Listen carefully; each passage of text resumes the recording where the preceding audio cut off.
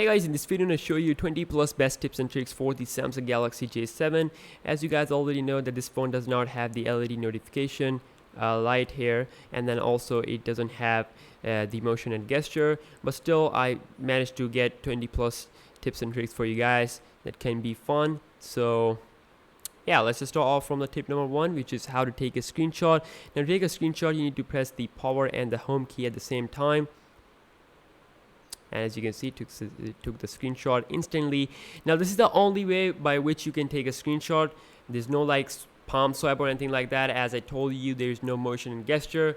So moving towards the next tip, which is if you hold down the screen and if you click on the wallpaper, you can change the wallpapers here, and as well as you can change the lock screen wallpaper. If you click here, most of the people don't know about it, you can change the lock screen wallpaper from here. Like if I want this one, I'm just gonna set as wallpaper, and now I have this on my wallpaper on the lock screen. So that's how you can change the lock screen wallpaper. Now if we take a look at the default RAM application we have, it's a pretty nice tip for you that you can actually clean click here to clean all. I mean this is really nice for cleaning up some storage, and also is really nice for cleaning up some RAM and cache memory. So that's pretty nice. Moving towards our next tip, which is the double tap of the home key. Now double tap of the home key is going to take you to the camera.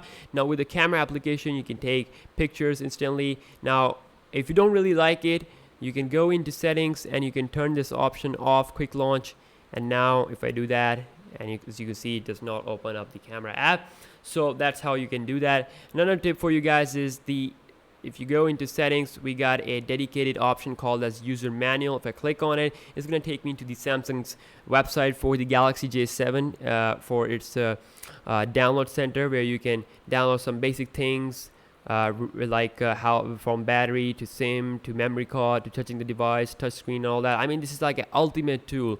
If you don't know how to use a Samsung phone, if you haven't used Samsung phone before, this can be a really great thing, and of course can answer some of your questions. So that's pretty nice. Moving towards the next tip, which is also pretty popular, that you should do with all Android phone. You can go into about device section and taking a look at the build number, tapping on it a couple of times, are going to unlock developer mode.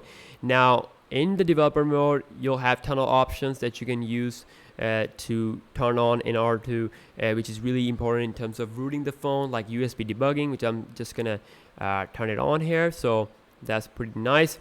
Now the next tip for you guys is that if you are willing to install some application other than the Play Store, then you need to go here into the lock screen and security option, and you can scroll down. You can see unknown and sources. I have already enabled it. With this you can install application and games from the sources other than the Play Store. So that's pretty nice.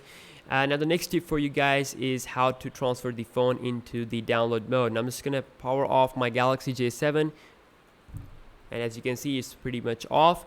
Now you need to hold the volume up and the power and the home key at the same time. Let's see where it will going to take us. I'm just gonna release it, and okay, it's turning it on. I'm just gonna do it one more time.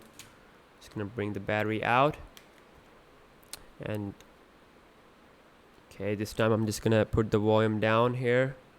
Okay, so to get in the download mode, you need to press the volume down and power and the home key at the same time. Now if you want to go into recovery from here, so you need to press volume up and power and the home key. So I'm just gonna press it like this and see if it's gonna take us to the recovery or not.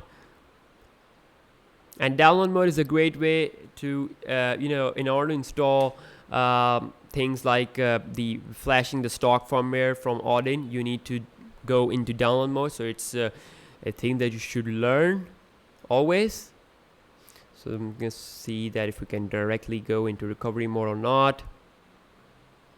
So as you can see, it's not pretty much going there. So I'm just gonna pull the battery out and pull it back in, and I'm just gonna go back to the recovery mode, and here we go. Let's see if the default recovery is installed and working or not. And as you can see, now it's booting up into recovery.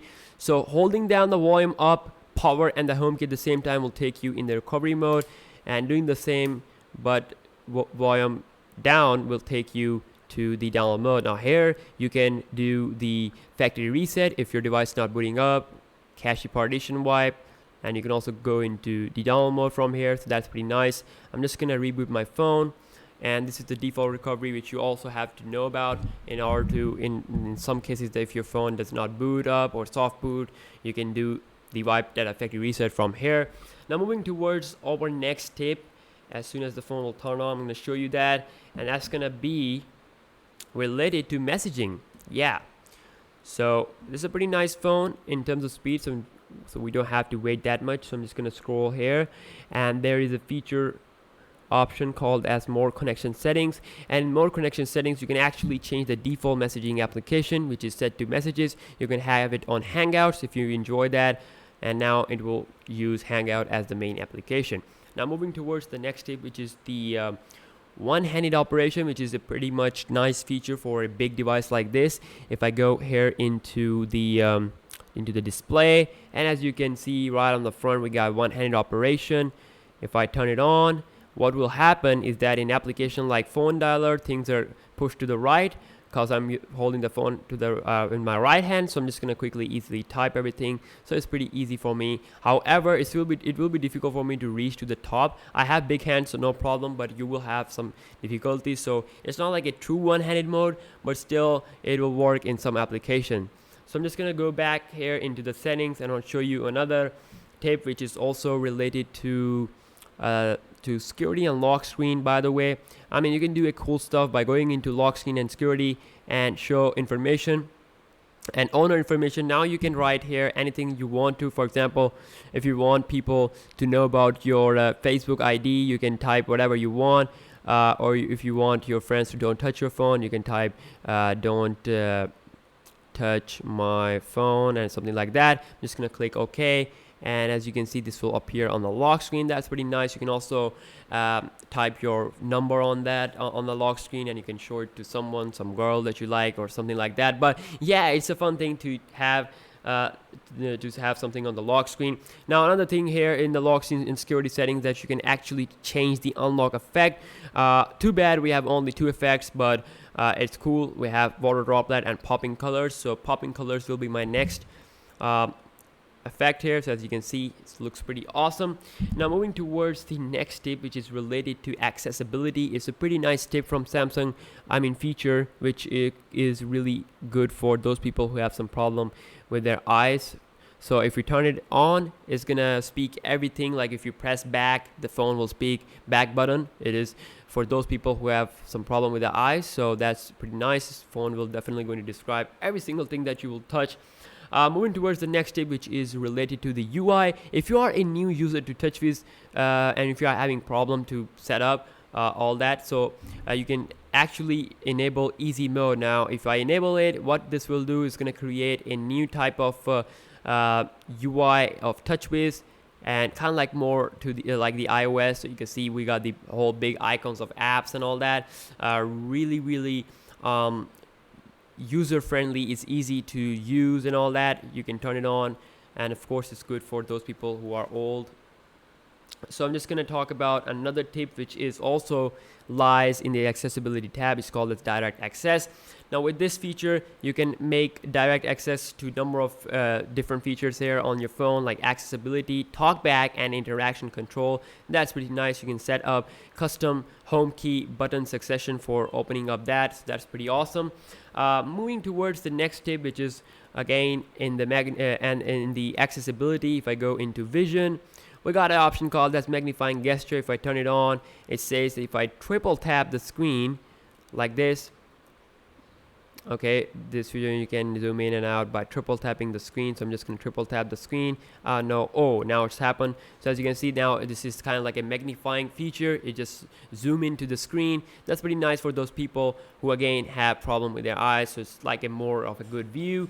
I'm just going to take a look at the next tip. So I'm just taking a close look at the next one, which is also related to the battery life, this can actually increase the battery life. So if you go into the privacy mode, you can actually disable the option called as report diagnostic info. This actually send the info over the air using your Wi-Fi to Samsung, and you can turn it off, and this will increase your battery life. And of course, a lot of people do prefer to turn it off. Now the next tip for you guys is in the settings, and again related to battery, and if you scroll down, it says auto power saving mode. Now if you enable it, it's going to increase the battery life for I mean it's really nice for in emergency conditions. So if I enable it, as you can see, it says 17 hours and 37 minutes on a 15% battery. That's pretty nice.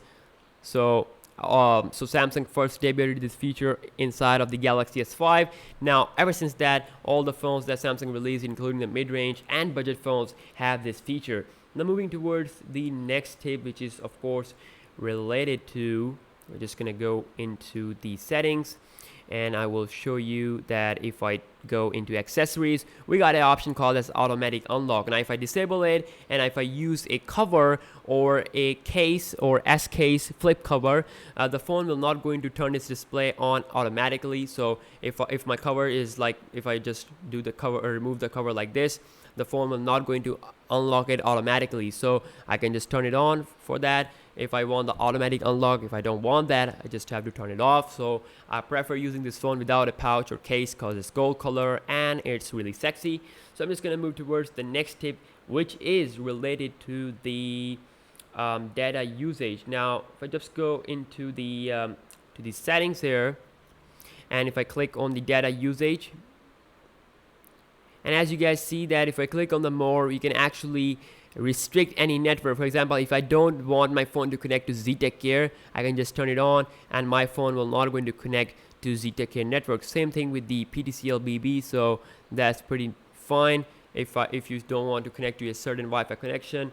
And the last tip for you guys, no, actually it's the second last tip. If you go into settings, if you scroll down to developer option, there's actually an option called as OEM unlocking, which you have to enable in order to root, in order to unlock the bootloader. So it says allow the bootloader to be unlocked. Without this option, you can't really process with the rooting process and unlocking the bootloader.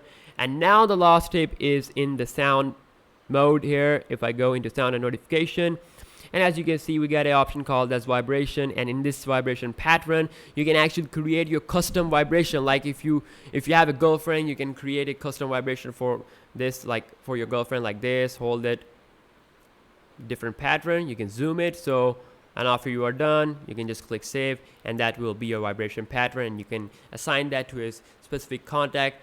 So yeah, that's about it, guys. That was a full tips and tricks video for the Samsung Galaxy J7. Hope you guys enjoyed this video. Make sure you give this video a thumbs up, likes, share, subscribe for all the support, support this channel. And I'll see you guys in the next